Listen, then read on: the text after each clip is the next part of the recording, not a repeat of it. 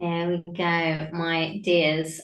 Thank you for coming to Reiki Skills Lodge. We are doing personal practice, and we are talking about the kinds of things that you need to keep as part of your personal practice. And we're also talking about when you might need to change your personal practice, when it might not be working, when you might need something that's more something that's tailored to something that you're going through in the moment. And also like just ways to make it a bit more sustainable so that you can keep it going even if things are a bit more difficult than they might ordinarily. So those are the kind of things that we're going to be thinking about. Lots of people have sent in people who are on the recording and people who aren't on the recording as well, who are getting the who are going to get the recording sent to them afterwards. I hope I managed to get to enough of the questions and the points that were raised in the sign up form. And we're going to get into those, but before we do that, we are going to do just a simple little practice together. I imagine it's one that all of you that are here today definitely know already. And it is my favorite Reiki meditation in the world. It is Hatsure, which is just the best meditation that there is. It is grounding. It makes us stronger as practitioners. It makes us better able to keep our practice going if we're doing a lot of healings on other people, but it's also quite self-healing for us. So I am hopeful that this will drop us all down into the perfect energy so that we can start doing our work together from a place of power and centering. So make sure that you are comfortable in your chair. You can do this sat with your feet on the ground, or you can do it with your legs crossed or kneeling. Traditionally, this is a Japanese meditation, so traditionally this would be done kneeling down. Make sure that you are comfortable. You want to be sat up so that your back is straight and that your head is straight, because this is about connection from source coming down through that central channel of energy in your body. So you want to have a good meditation pose.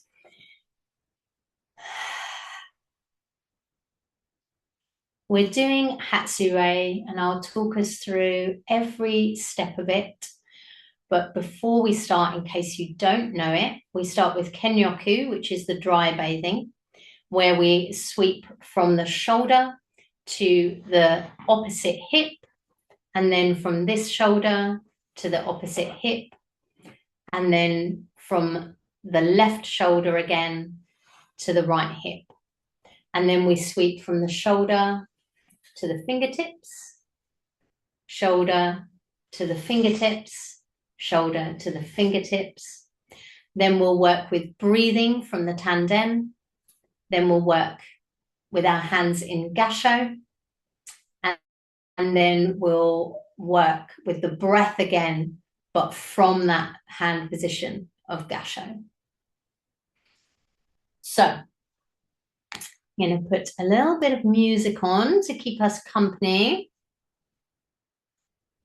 And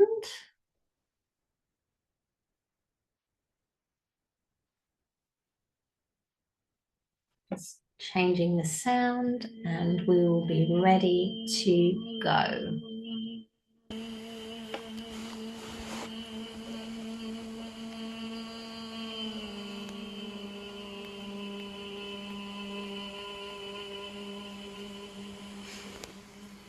Taking a couple of deep breaths. Focus your attention on the tanden, a place just slightly beneath and behind the belly button.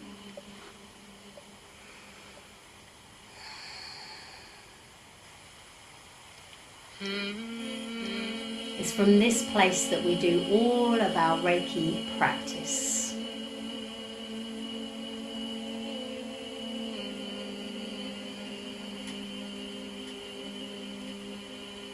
Set an intention in your mind that you're beginning Hatsue.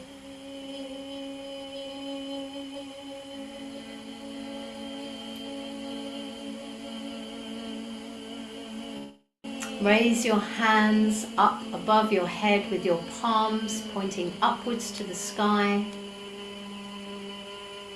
forming a funnel shape above your head, and visualize Reiki as energy or light coming down from above, from source, flooding into your hands.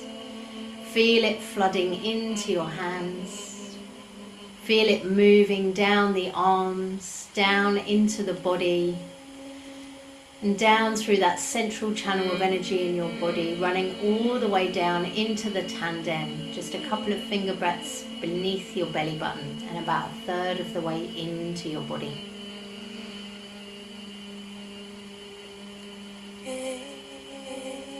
If you can't physically feel it, your intention will take it there.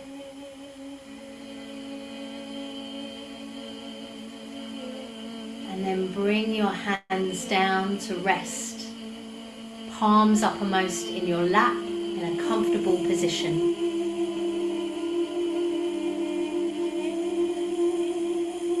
And we're going to begin working with the breath. With each gentle in-breath, draw energy down through the crown to the tanden. And with each out-breath, spread that energy out through your whole body in all directions as far as infinity.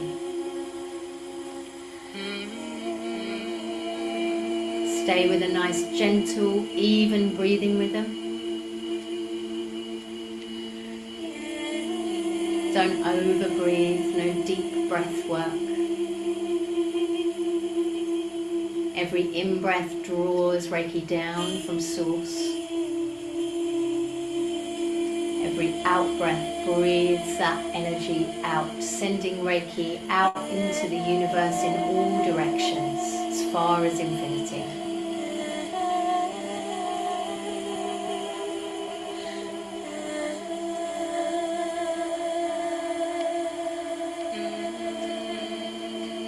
In that tiny, brief pause between breathing in and breathing out, the energy strengthens in the tanden, spreading through the whole body before being released on the out-breath.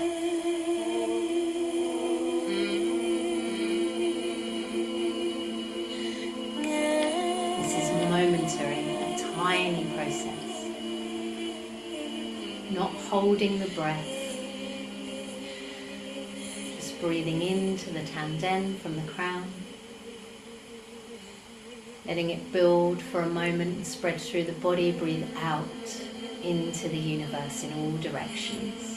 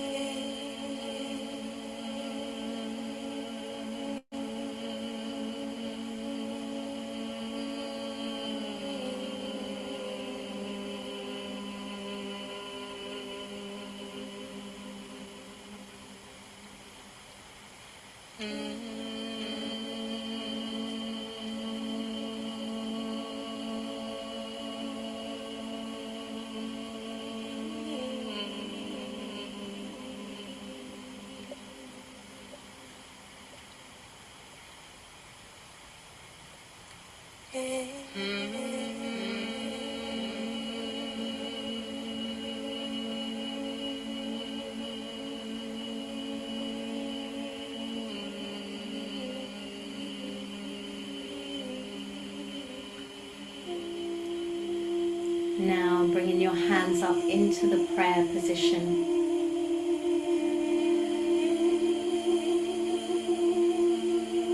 Let your shoulders and your arms relax, no pressure or tension in the arms.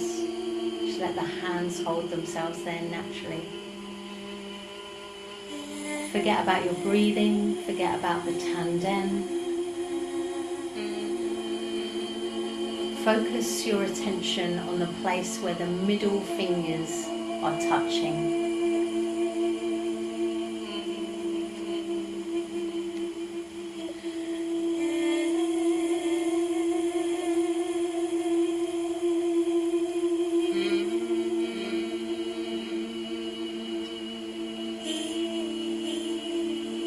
Focus on that, maintain your awareness on that. If your attention wanders, you can squeeze those middle fingertips together. Bring your mind back to that point.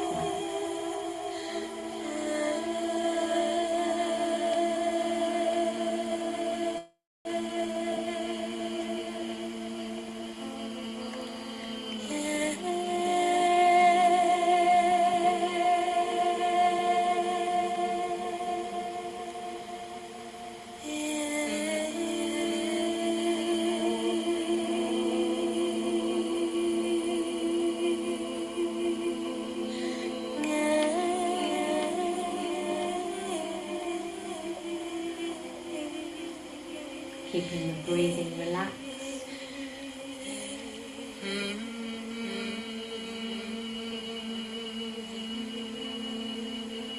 No visualizations. Holding your attention on the point where the middle fingertips meet.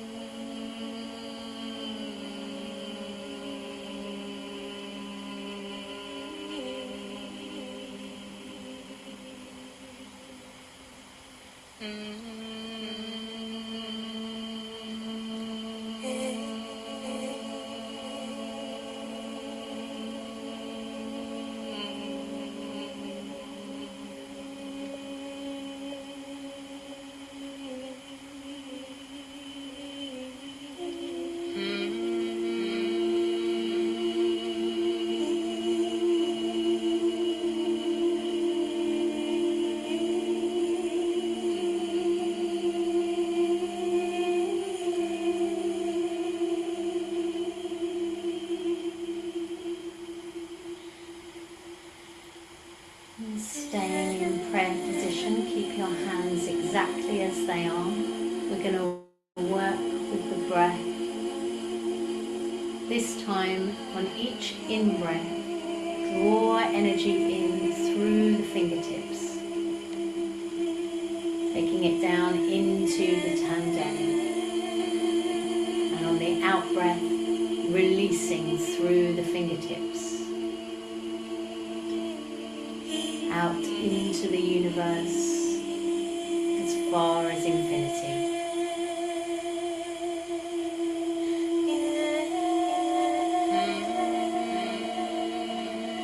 You may find it easier to take it straight from the hands through the body to the tanden,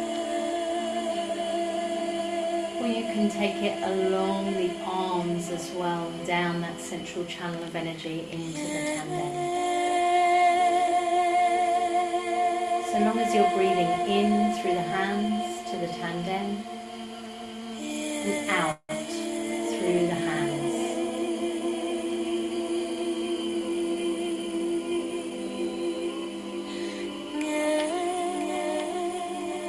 Again, a gentle breathing rhythm.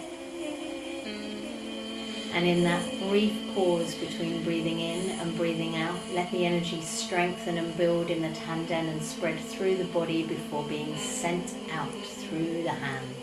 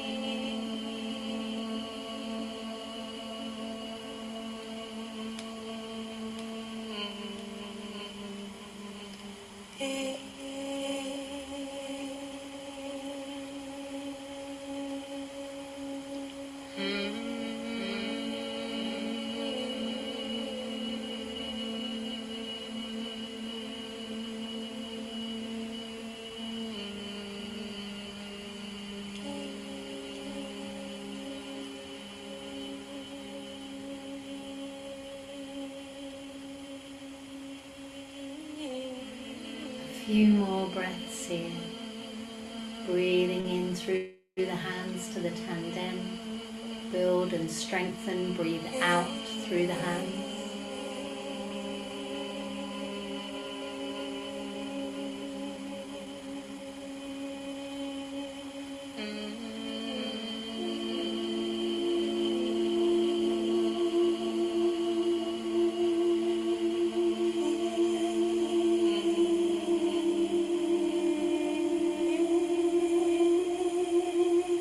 Releasing the hands from prayer position, putting them palms down on your lap. Bring your attention back to your tanden, your center of gravity. Feel grounded and present there. And set your intention that you're finishing Hatsure now. No longer actively channeling Reiki. Breathing yourself back to presence in your body and in this space. Finishing by rubbing and shaking the hands. Coming back into the room.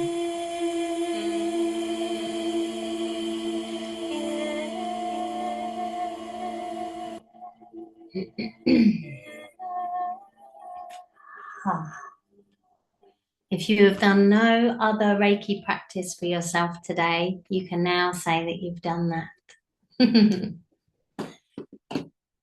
However, you can say you've done a slightly incomplete version because I talked us through the Kenyonku and then didn't do it as part of the meditation because my brain went, oh, I've done that already. The full practice is this. You focus on your tanden, set your intention to do Hatsure, then you do the Kenyoku, the dry bathing. So you breathe in, and then as you breathe out, you sweep across the body. And you do that 3 times, starting with the right hand, left hand, right hand again. Then you go back to the right hand, sweep down the arms, sweep down the arm, sweep down the arm. And then you connect into Reiki. My friends, I've done that practice hundreds of times. You can tell we're on live. I talked us through it and then didn't put it in. But each of the parts, Hatsure, is a very well-known Japanese Reiki meditation. But it's actually made up of all those different parts are individual meditations that are powerful on their own. So the first part that we did, breathing down through the crown and breathing out through the whole body, is called Joshin Kokyu Ho, which is focusing with the breath, moving energy with the breath. And that's a practice on its own. So you can just do that if you want to kind of clear your energy and clear the space or a situation around you. Obviously, sitting in gasho with your hands in prayer position is a practice on its own, to sit in silent meditation. And if you're going to do that, kind of, it helps to relax the arms. I remember speaking to a friend of mine who's a Tai Chi teacher and saying, like, how do I hold my arms? And he went, you don't. And I was like, oh yeah, just the hands, and completely ignore the arms, and it helps your posture, helps you relax. And again, Seishin Toetsu, if you want to be, working to move the energy through the hands and practice that channel, that's a meditation on its own as well. Hands together breathing, Seishin Toetsu, it's called. But I like the whole practice together. It's the one I do the most often. That's my go-to Reiki meditation. I'm teaching a shamanic journeying class at the moment, and I journey pretty much every day. So I tried to do a ballpark estimate of how many journeys I've done in 21 years. And I was like, well, I don't do like every single day. You have a little bit of time off when you're on holiday or whatever. So I knocked a month off of every year. And of course, there are loads of days where I do multiple journeys, like when I'm on retreat or when I'm working through stuff, when I'm teaching. So I came out at a round figure of a week ago, just over a week ago. I have done 1,008 journeys, approximately. They build up over the years. And Hatsure, I mean, I've done hundreds, maybe, not that far off of 1,000 of those either. And I'm not super religious about having a Reiki practice. I use Reiki every day, and for my sitting down and connecting with the energy, for my doing my Reiki practice for myself, that's my go-to one. If I do nothing else, I'll do that. But if I'm having a really long teaching day and I'm going to be doing Reiki practices all day, I might not do it. Sometimes I do, sometimes I don't, because I'm going to be in the energy all day anyway, and my day starts earlier on those kind of teaching days. So I'm not super religious about it. But there are times when our practices, all of them, kind of drop off a little bit, and it's okay for a while. It doesn't make you a bad Reiki person or anything. But they start to fall away when we most need them, actually. And I had a look at the feedback that people sent in the sign-up form. And one of the questions I asked was, does Reiki always deliver what's needed? And if you signed up really late, I might not have seen your reactions, but of the things that I've read, there was only one person that said, yes, my Reiki practice always delivers what I need. Everybody else said no, or said times when they're not able to hold it. And things are saying they practice but not regularly. They find that life gets in the way. Family and work commitments tend to get in the way of doing it.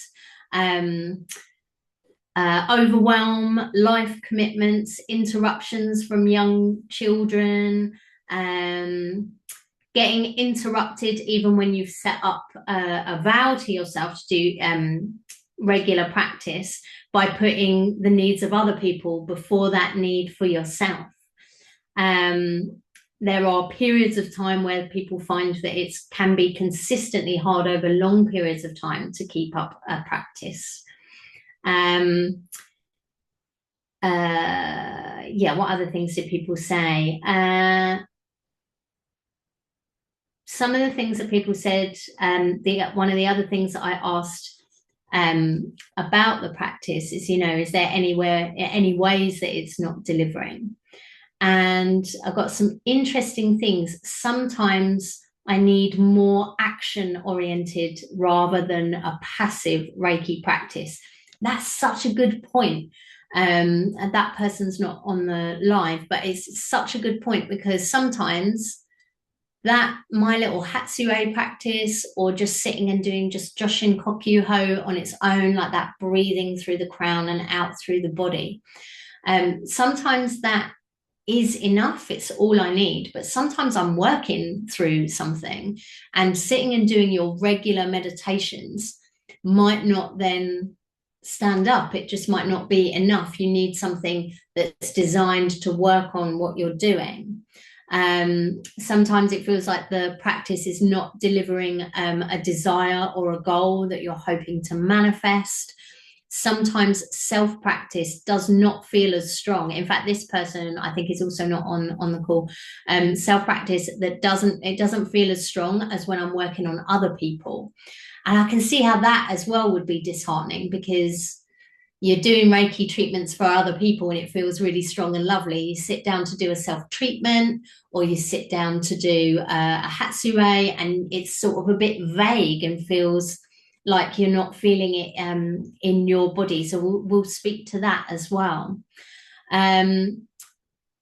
Sometimes the self-practice feels like it's not enough to counteract what's going on in my life. And that's a really important part that we're going to get to. Like, sometimes there's a difference between the practice that you need when your life is going well and the practice that you need when your life is hard. That is something to acknowledge. Timing, this is something that came up a few times. Skipping doing practice in the morning. Again, this was also given as an example of other people needing you in the morning when that's your preferred time to do it. So leaving it and saying, I'll do it tonight, but by the time it's nighttime, you feel too tired to do the practice and you can't focus. If it's not a good time for you to meditate, then that's not going to work. And another thing that somebody said was, sitting down to do the practice as a discipline act is not the problem. But then once you're in it, not being able to be fully present with the practice because you're questioning what's going on. Am I really feeling that? What does it mean that it feels like this today instead of like this? So questioning the practice as it goes, and all those kinds of things. I hear those kinds of things all the time from students when they're moving forward on the Reiki path. And it does make a difference to take the action-oriented thing. If you're healing from a particular sort of physical condition, or you've gone through something, or you're menstruating, which makes you subhuman. That's a brilliant comment. Yeah, I hear you. Like, hormonal changes in the body and illnesses in the body can affect how well you're able to sit in your regular practice, but it might also be speaking to the fact that you need a different practice during those times. If you are trying to, I think the kind of Reiki bringing about like a desire or a goal also kind of leans into that needing an action-oriented practice. There are ways to work with Reiki to resolve situations or to sort of manifest something that you're hoping for. So it might be that I still think it's a good idea if you're using Reiki to soothe yourself when you are menstrual, or you're unwell, or you have low energy, or you're struggling with something emotionally. In some instances, a number of instances, it can be okay to leave your regular practice that's keeping you strong for the regular work that you're doing to one side and focus instead on the healing that's needed in your body at that time. Sometimes it feels overwhelming because I'm like, oh, I'm doing my Hatsure and I'm doing my self-healing, but also I've got this thing that I need to heal. So I really need to focus on doing some healing for my heart center, or sending healing into my digestive system, or into my head to clear these migraines, or into my womb, or whatever. It starts to pile up, and before you know it, you've built yourself an hour-long meditation and Reiki practice, that some days you can meditate for an hour. If you do the type of work that I do, you have to keep a strong meditation and journeying practice and Reiki practice. 10 minutes isn't going to give me what I need for the work that I do. But to find an hour every day when I was working in an office was too big of an ask for me, especially I had like 3 hours worth of commuting and stuff. You've got to find ways to make it sustainable. So if you are seeking to solve something that's in your body or in your emotions, you might want to amend your practice rather than add to your practice. And then it won't become an overwhelming thing that you're giving to yourself. It's all right to put your normal gassho meditation aside for a week and focus instead on something else. For some reason, although like we're really kind, we would never say this to people who come to us for a healing or for a session. We'd never be like, you're not doing enough, work harder. We would never say that. But to ourselves, we can say, oh, I'm failing because I'm putting my regular practice aside. And then what ends up happening is we get into like a little blame cycle for ourselves, and then we don't do any of the practice, which is obviously worse. So if you've got limited time and you need to focus on something, you should be bringing that focus, in my opinion, to the forefront of your practice for that period of time, and then go back into your regular practice afterwards. It's all right for us to be doing that. There's no Reiki police that are making sure that you're doing the thing you said you were going to do every day forever. We need to be kind and realistic about what we're asking ourselves to do.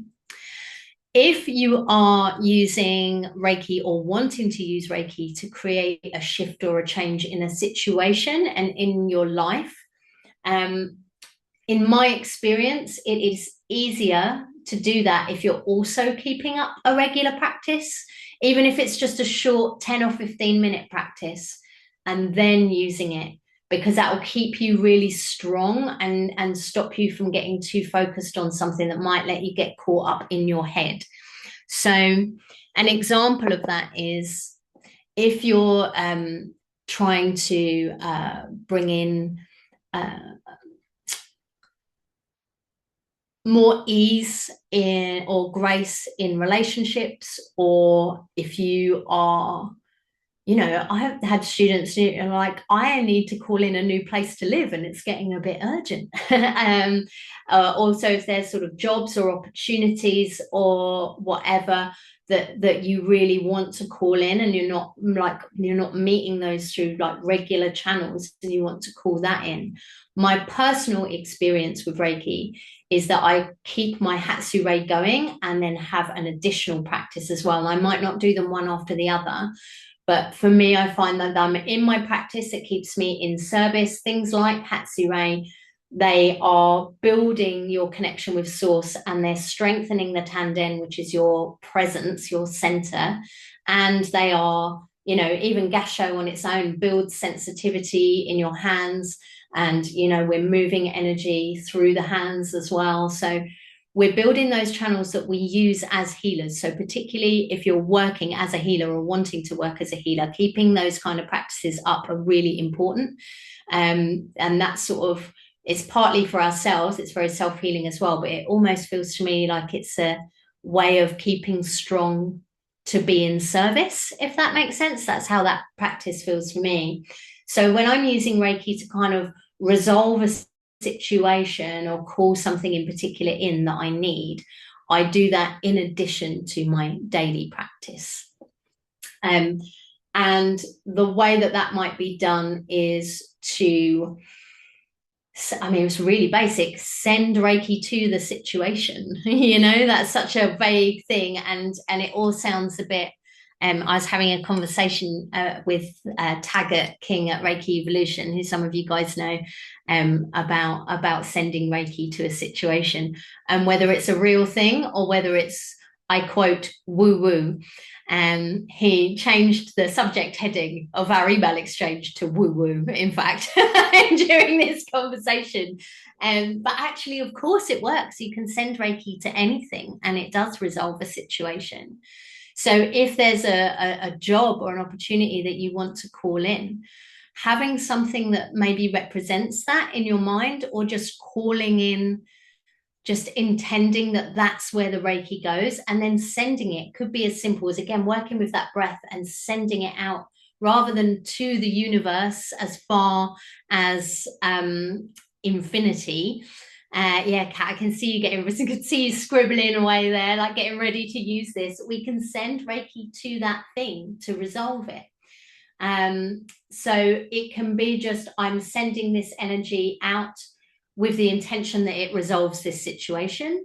I'm sending this out with the intention that it brings in or clears the way to the opportunity that I'm looking for. Or if there's something very specific that you're visualizing, for example, if it was a new home, you could visualize yourself in a space that feels comfortable, in a, in exactly the right kind of place, or see yourself in that location and sort of, when we do, you might not use this practice, but I have a distance healing practice where I shrink the person down to their essence and put them in my hand, and then I flood that with Reiki. So if there's a situation you're trying to resolve, you could shrink down an image of that, put it in your God hands, as I call them, make it all tiny, and then connect in with Reiki and everything. And if you're a Reiki 2, you can use the distance healing symbol for this, but it's not strictly necessary. And flood that situation with healing if you've got like a little visual hook that you could use for that. But Reiki flows like all energy. It flows where our attention and our intention is going. So just sending that out to clear the way and call in that intention is a practice on its own. It's not traditional. It is a bit woo-woo, but it works, and I'm down with it, and I think we should try it. A note on that around manifesting, which is a word that kind of is bandied around far too much at the moment, but like manifesting an opportunity or manifesting money or manifesting any of those things. You wouldn't want to take a specific job and say that you have that. Imagine if you're working with intentions, you wouldn't want to say, like affirmations, sorry, in the Louise Hay school of thought, you wouldn't want to say, I now have this job, X, Y, and Z at this place, because it might not be the perfect thing. So what you want to do instead is take some time, maybe journaling, maybe meditating or whatever, and list the qualities, list what you want to get from that. So what it's going to provide for you, what service you want to be in, how you want to feel, and then build that into your affirmation of having like the perfect job or the perfect opportunity or whatever. Equally, you can use Reiki if you are in a really difficult, let's say there's like a difficult family situation. This is something that lots of us have experienced. Family dynamics can be complicated.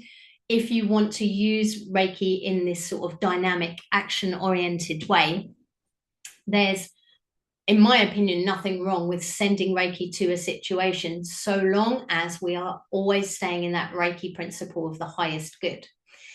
So I was speaking with a class recently about someone that I met on a retreat who said to me, I'm happily married. And I was like, that's weird to say, but lovely for you. I'm very happy. And she said, I always say that now because for so many years I was really unhappily married. And I was like, I'm really sorry to hear that.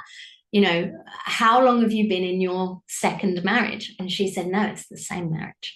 But now we're happy, which was a really beautiful thing. And I was like, all right. And she was like, I did it with Reiki. She was obviously delighted to be in a place full of Reiki people where she could tell this story. And this retreat was 15 years ago at least. And I will never forget the joy that emanated from this woman when she told me this story. And I'll never forget this story and what a great lesson it was for me. That she said when she started on her Reiki path, she was in a really, bad situation in her marriage, and she knew she wanted to resolve that, but she didn't know that she would necessarily be strong enough to leave the marriage, and that wasn't, and so she knew that she was going to do that work to say, I am fixing our problems, right? And she therefore did no work to call that in. until she felt that she was in a position where she could accept whatever the highest good outcome was. So there were a few comments around, like, you know, stuff getting stuck and overwhelmed, and things that we're asking for not coming in, and just like needing to feel like we're in action with Reiki instead of just being passive receivers. And I am all for it, but it has to come from that place. And as soon as she was ready to say, right, whatever happens for the highest good, I genuinely mean that. And so now I'm going to send Reiki to my marriage. And she said she just had this sort of, not a particularly, I think, detailed vision of them, but like just an intention vision of the two of them. And she put them both, as she said it to me, in a Reiki bubble. And she sent Reiki into that bubble and said, for the highest good, whatever is needed. And then everything started to change. And I always remember that as just a really brilliant, lovely story about how you can use Reiki to change a situation, but not imposing our will on the situation. It's exactly like working with affirmations. So it's worth, if you're going to do Reiki, if you want to build for a temporary period of time into your practice, I would say keep something that's just about being in service to the energy, that's just about staying connected and strong, and take some time to work out what highest good would be.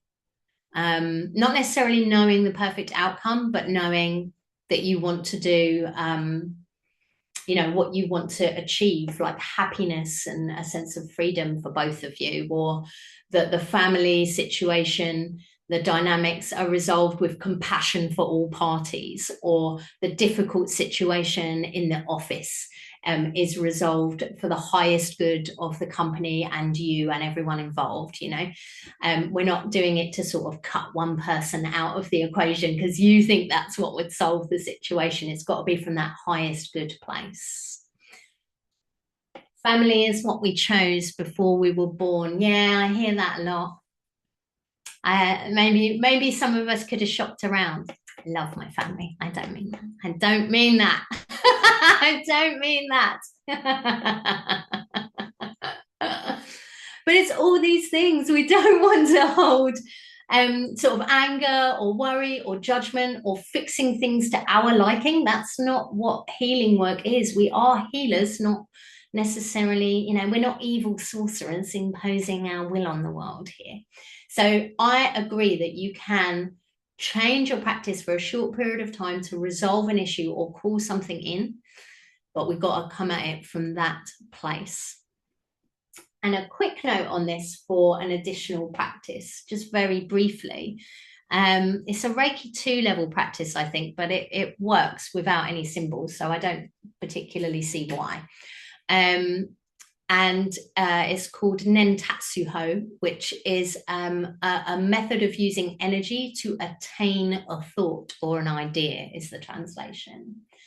And what you do is you create an affirmation. So if you don't feel like sending the energy to the thing, if that feels too esoteric or too woo-woo, or it's just like hard to have a vision of where you're sending it, you can craft an affirmation which should be an I am or I have statement that's in the positive. So we don't want to say I am not unhappy in my job, or I am not unhappy in my relationship, because then the brain hears the unhappy rather than happy.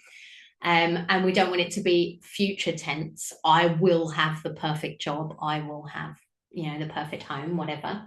So I am in my perfect home. I am where I feel comfortable, safe, and secure, or something like that. Something that's easy to remember, just a one statement thing. And then you connect into Reiki and you place one hand on the back of your head and one hand on your forehead. And you silently, or out loud, I suppose, if you choose, but I think the practice is intended to be silent. All is well in my world. That's Bridget's one. Let's go with that. So you'd be connected to Reiki, and in your mind over and over again, you would be saying, all is well in my world, all is well in my world, all is well in my world, or whatever it is that you want to create as a true thing. I have the perfect job that brings me joy and stability. I am loved and taken care of. All these kinds of things, right? As we start to bring that sort of positive language into the practice, then we're kind of calling in a new reality, really. And we flood Reiki energy into the front and the back of the head while we're doing it. And you do that for, I can't remember how long you're supposed to do it for. It's like 5 minutes or something like this, but you could do it for as long as felt needed. And then you remove the hand from the forehead and bring it down to rest, and keep your hand on the back of the head and get the energy just flooding into the back of your head. And you can rest in your mind then, and it's just energy flow. So one part of it is very much, this is what I'm manifesting, and then you just rest into the flow and let that come into the back of your head. That practice it's called Nentatsuho. I'm sure you can find it online, and it's in the Reiki source book by Bronwyn and Franstein. So I recommend that if there's a change that you want to do.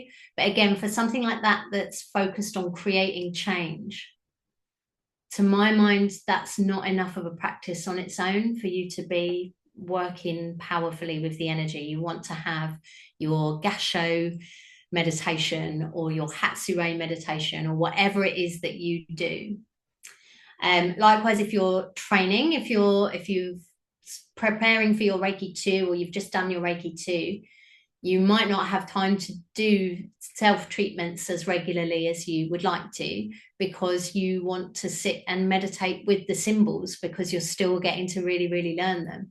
And I think that that is fine. Sometimes I'll put aside part of my regular practice so that I can focus on something that I'm trying to really learn, so that I know it in my bones, and then I can always pick up my practice afterwards, go back to my regular schedule. And sometimes I don't have time to do that on top of my regular one, and that is okay. We are only human, as someone dropped into the chat box earlier. We are only human beings, and there's only so much that we can do.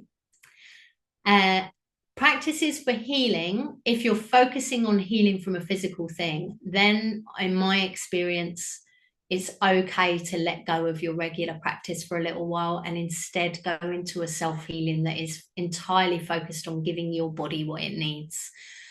Sometimes we're asking slightly too much of ourselves to maintain a practice when we're not 100%. So if you've been knocked out by a virus or something, you might not have the focus to do the meditations you normally have. But the question of how often you do a self-healing practice is very personal. I don't do it every day. I know lots of Reiki people who do. That's something they'll maybe do Hatsure or Gasho at the beginning of the day, and then at the end of the day they finish with a self-treatment. And I don't do that. My rule that works for me for self-treatment is any day that I'm giving a treatment to someone else is a day that I need to give myself a treatment to. That's the rule that works for me, especially if I've had a day where I've done loads of them. Once a year, I do an event where I do half-hour shamanic Reiki sessions, and I am fully booked from the minute it opens until it closes. I have a little half-hour lunch break, and I do I think it's 14 or 16 sessions in a day. And I walk out of that place feeling like a deity. I feel like I am a radiant being. I don't need to do a meditation. I don't need a self-healing. I feel fantastic. This is lies. There is a crash coming after a busy day of doing healing for other people. Not that Reiki is draining, but it's not just the Reiki that I was doing. I was also speaking with them and holding them in their vulnerable space, holding that space for them and listening to them, and letting them cry or whatever. Those are intense things that people bring to that. So you can absolutely have to give yourself a treatment. That's been my experience when you treat someone else. Yes, Kat, my darling. I'm glad that you mentioned that, because there's times, when we're doing Reiki, we're not pulling from our energy, we're pulling from source. But I've had that crash before, and I'm glad you mentioned that because I'm like, is this right? Like, should I be feeling the next day feel like I've got 1,000 pounds and I don't want to move? You know? So, It's I not the think Reiki, it's my feeling, unless you've got too overly involved in it and then you start to put a bit of yourself in. And that's a right. risk for everyone. Reiki, I think, is the safest way to do it. It's the least likely method to put you in that place. But I don't, that's not the only thing we're doing. If someone, at the last time I did one of those things, I had like half an hour and I did extend it a little. I've spent like 40 minutes with this person, a walk in off the street, my normal self, it's not my normal thing. It's at an event. So all my normal, follow up, protocols that would be there. These were taster sessions, but someone walked in and she was contemplating, ending things. She was in a very, very dark place, and she didn't want to give, information. She didn't even live here or anything.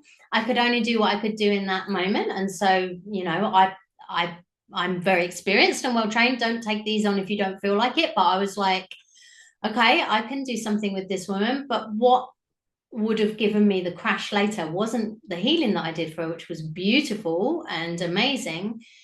It was holding her while she cried, right? That isn't Reiki. That's us showing up as humans. And those things, to greater or lesser degrees, for me, will always show up when I'm doing healing for another person. And therefore, for me, I find that it is essential that I do a self healing for myself um, when I am doing that. So, in terms of my regular self healing, that's my rule. And because I do a lot of teaching, I don't take clients every day. So, it's not an everyday thing for me. Um, yeah, I feel other people's emotions too. Yeah, if you're very sort of empathic, it can also feel overwhelming. Again, not from the Reiki, it's from the human stuff. So we've got to give ourselves that bit of treatment. And just simple treatments, hand on the heart, flooding Reiki into yourself is fine. I use one where I visualize hand positions around my head. It's like a 15-20 minute practice. And then I'm golden. It sorts me out anything that I need to just restore myself. It's not the Reiki that drains, it's the other external stuff. Also, I will use the self-healing practice if I feel I need it. So you can obviously always add stuff in when you feel you need it. But if you are needing self-treatments because you are battling with something, whether it's a physical something or low energy or depression or grief or anything like that, I think we must be as kind to ourselves as we would be to someone who walked in, and not demand that you keep the rest of your practice going. You can just go into a place of ease and just lie with your hands on your body, whatever you need, and let that energy flow into yourself. And if that's all you do, you are doing the absolute best thing for yourself. So let your practice be dynamic to what your needs are, and let your practice kind of give you what is your priority at that time. One of the other things that there's two other things that I wanted to talk about. One is make sure that you identify the practices that aren't Reiki that also support you in your life. You doing my Hatsu-rei every day is not enough for me. I have to do a visionary practice. It's so essential to my life. So that has to be in there daily as well.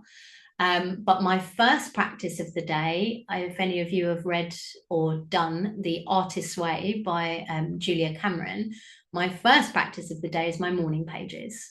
And that is not an energy practice, but that is my essential thing. So if I'm really, really pushed and there's only a certain amount of time I have to do stuff before I start my day, the one that I will not let drop is my morning pages, because for me, it's essential that I do that first.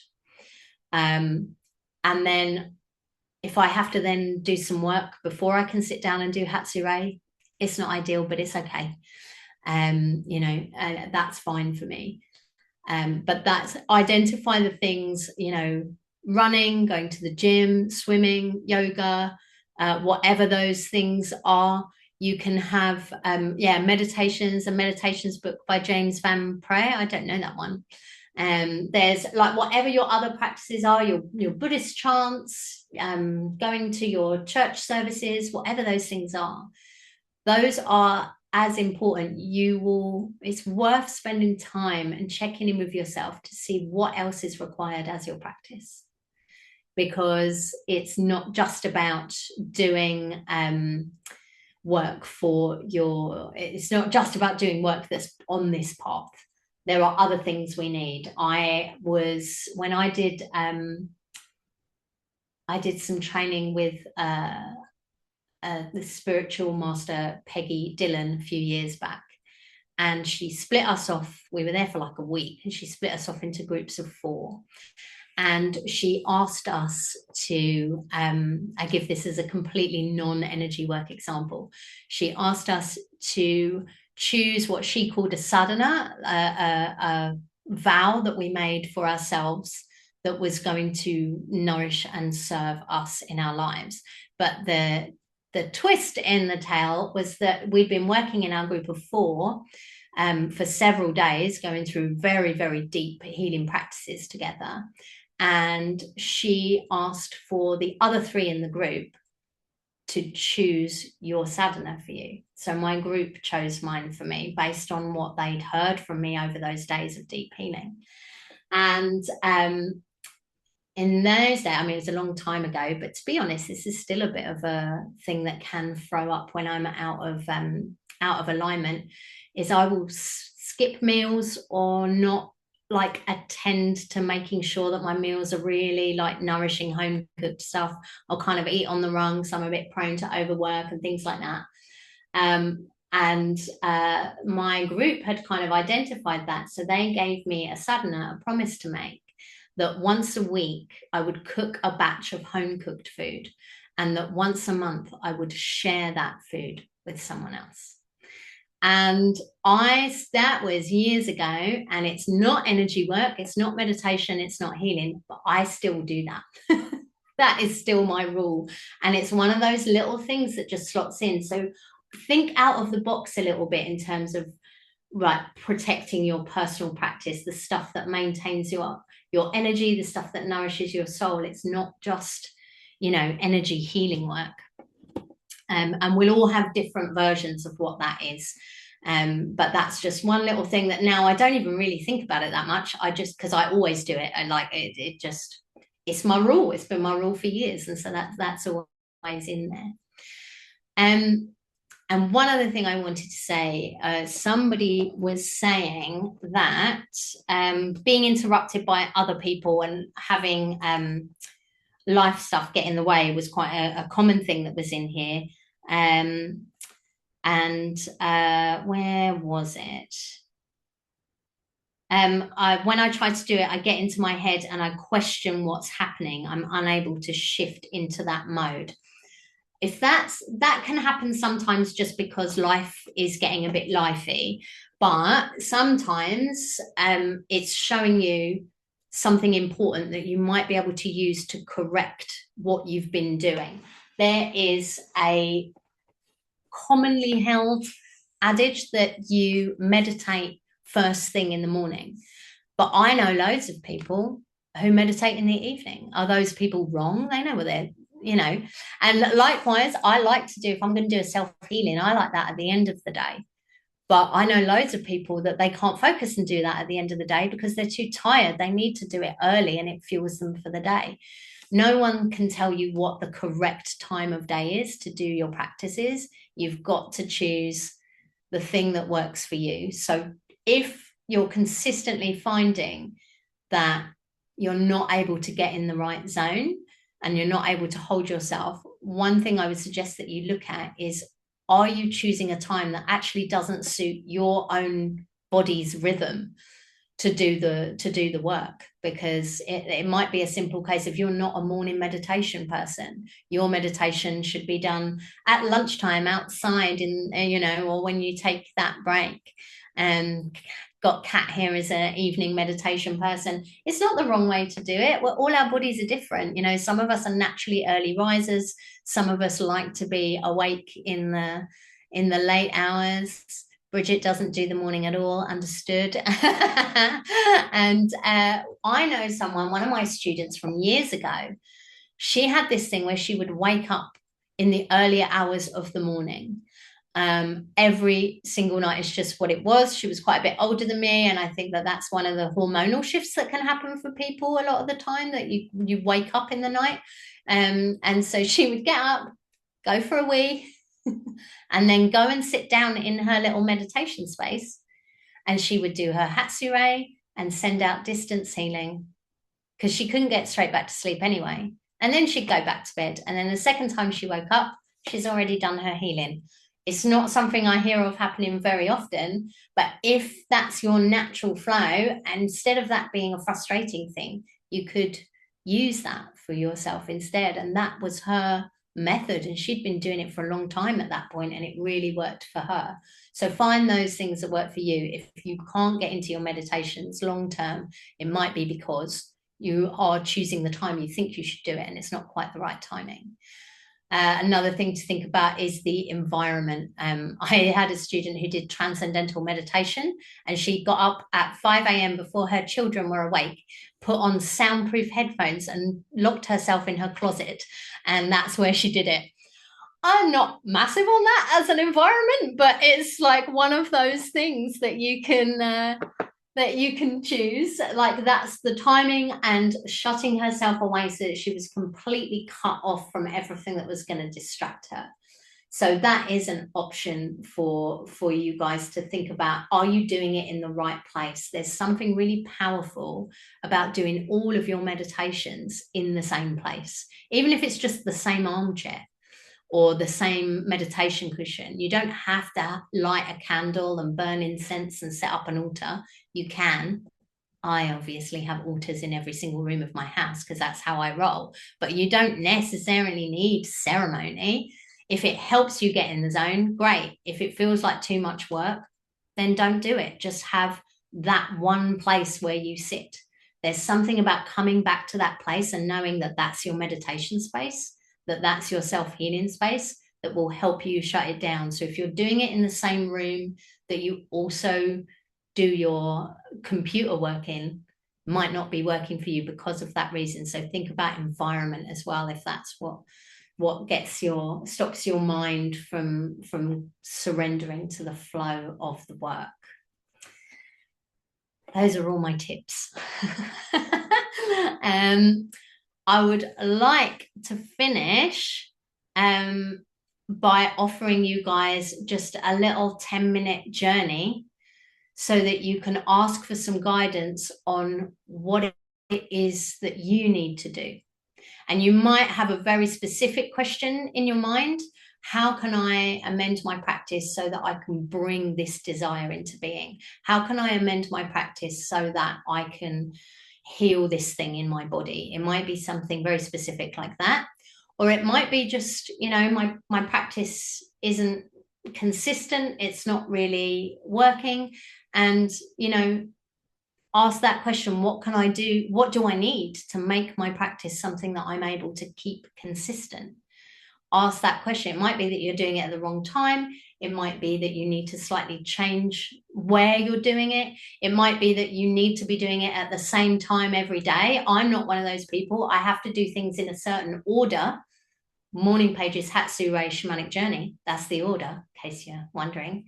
But I don't have to do them at a certain time of day, which is fortunate because my schedule changes depending on whether I'm teaching or taking clients or whatever. So I don't have the same hours every day. So for me, it's not about a discipline of showing up in time. It's a discipline of showing up in order. And I got that from doing a journey to ask what was missing. So you can ask those kinds of questions. What's missing? What needs to go? Something that might make it consistent, or ask the question, what you need to add or remove from your practice, or both, in order to achieve a certain goal. So have your question in your mind. I'm going to be Reiki drumming, so you'll be flooded with Reiki as well. So as well as the Hatsure we did earlier, you're also going to have some Reiki drum healing flowing over. And have that question in your mind, and I'm going to ask you to visualize yourself walking across a bridge and knowing that at the other side of that bridge, you will have the answer revealed to you. And that might be visual, you might hear it, you might just suddenly know it, you might see something that's symbolic and you're going to have to go away and work out what it means. We hope for clarity, but sometimes we get dreamy symbolism. That's just the nature of visionary work. So I'm going to start the drumming. I'm going to ask you to walk across that bridge. Get yourselves comfortable. You can either lie down or sit down with your eyes closed. And we are going to do a lovely little journey to ask for guidance on your own personal practice.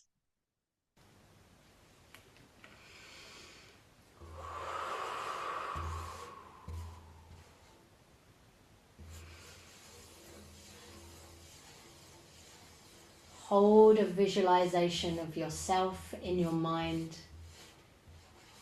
See yourself in a space in nature, one that you know, one that you recognize, one that feels safe and comfortable.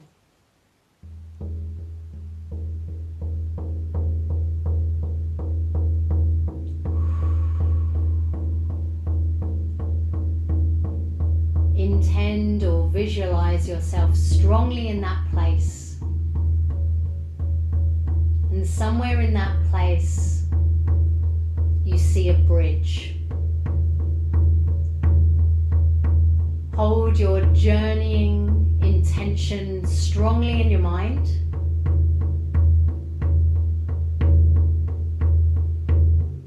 Asking that question about what you need to know about your personal practice.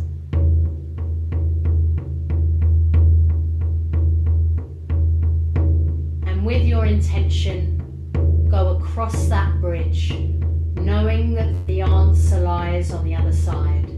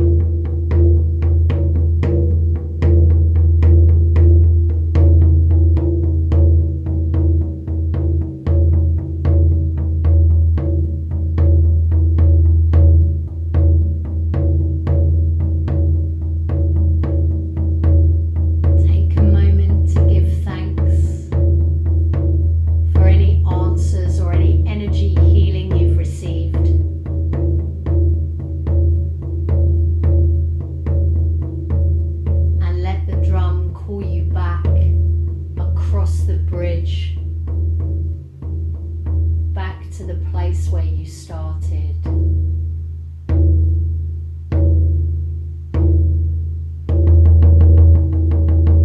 Coming back, back, back across that bridge.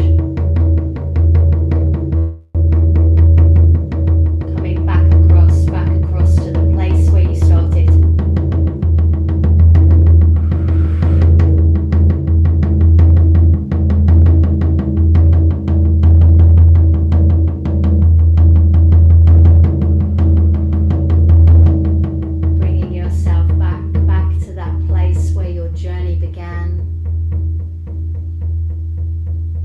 Focusing your attention now into your tanden and focusing internally like that.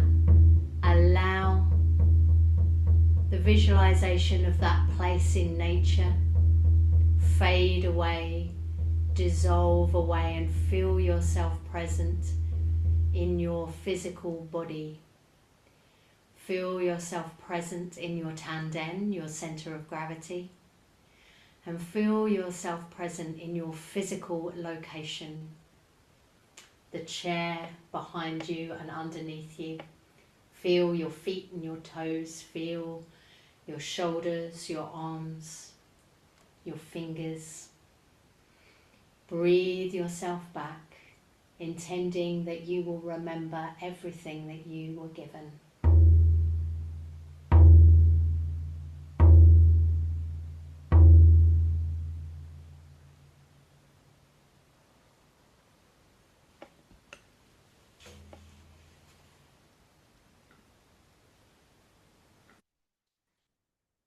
Taking a couple of deep breaths and coming back, pressing on the shoulders and the arms, pressing on the legs, pressing against your face and your head. Bring yourself back physically in your body.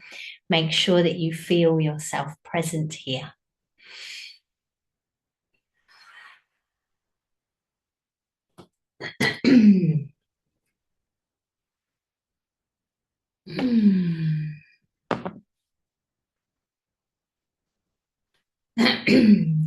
And coming back into this space when you're ready. We have a few more minutes together, my friends. So if there's any sharings about the Bridget, yeah, got a message for us. Stop. It's not messy. He's turning it down. So I saw a tree and then the word patience going over the bridge. And then I was in Aptley Tower in the Isle of Wight in the sand and washing my feet in the sea. I don't like my feet getting wet ever. So maybe I need to get out of my comfort zone. And then I asked Stephen and he said Aptley as well. That's weird because we met in Aptley Tower the 2nd of August 2024. So it's a meaning, I think. Yeah. Interesting. And when journeys come like that, sometimes it is about going to the place, but sometimes, like you say, it might be the significant to the place. Yeah, maybe. Interesting. I think I love walking on that shoreline. Like, I don't like to get in the sea.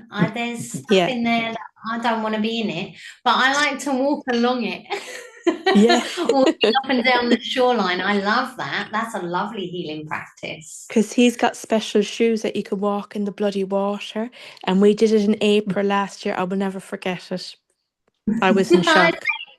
Bare feet, even in the cold. Never done. Thank you. Lovely. Thank you, Bridget. And a quick note on the journeys. Sometimes the answers are very clear. Sometimes they might be symbolic. Sometimes it feels like you get healing rather than information.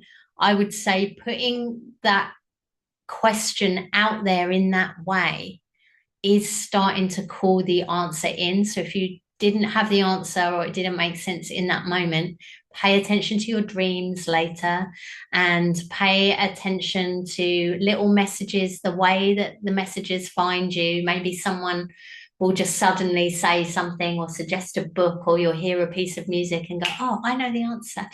And so be open to the answer coming, even if it didn't come immediately.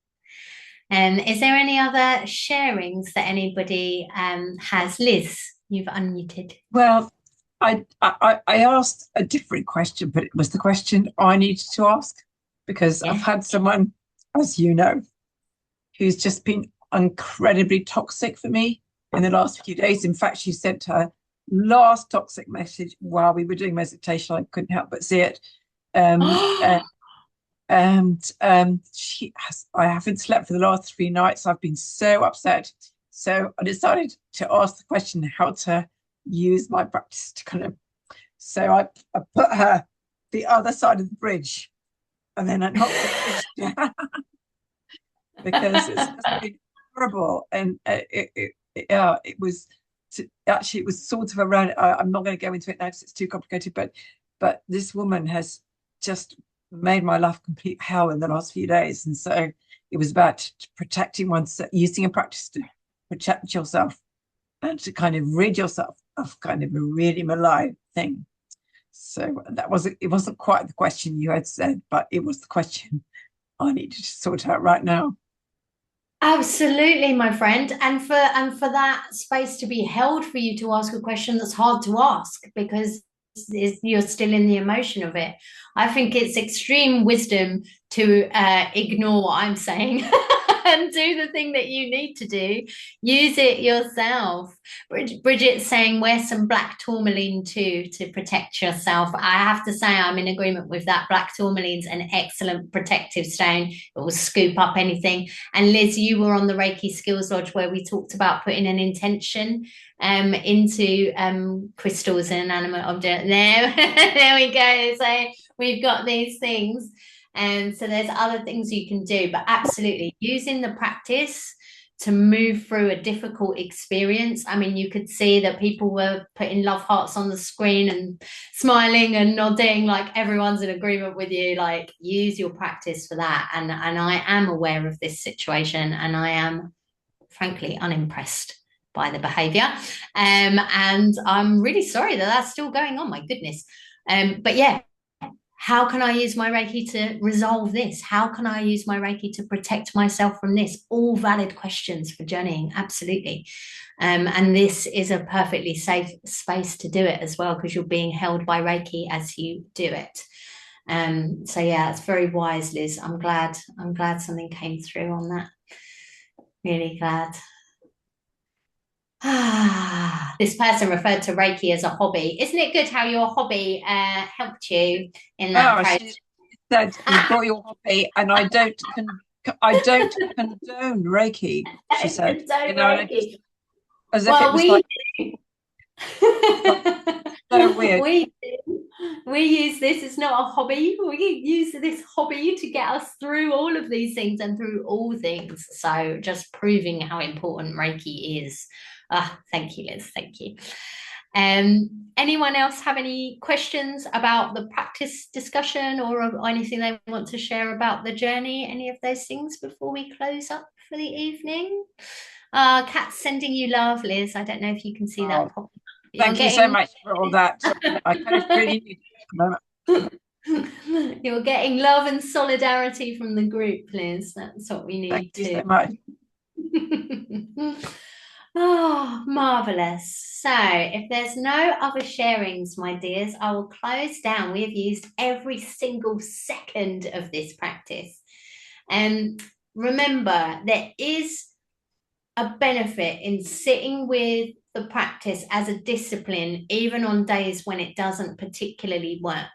Because sometimes I'll do my Hatsune and I'll just be doing it. And sometimes I do it and it's amazing, but it's only amazing because I show up for it, if you know what I mean. So don't feel that you need to really fall into that. I have to let this part of the practice go because of a couple of bad days. You can sit through it, but if it's consistent, you don't have to be perfect, and you might need to change something. So I hope that this has given inspiration for asking those questions. I hope you all build a practice that supports you short term and long term. And send you guys lots of love. Thank you for being with me this evening. It's been really lovely community in here. Thanks for taking so much good care of each other today, guys. Really appreciate it. Thank you so much, everyone. Bye, Thank you. loves. Bye. See you all again. Bye.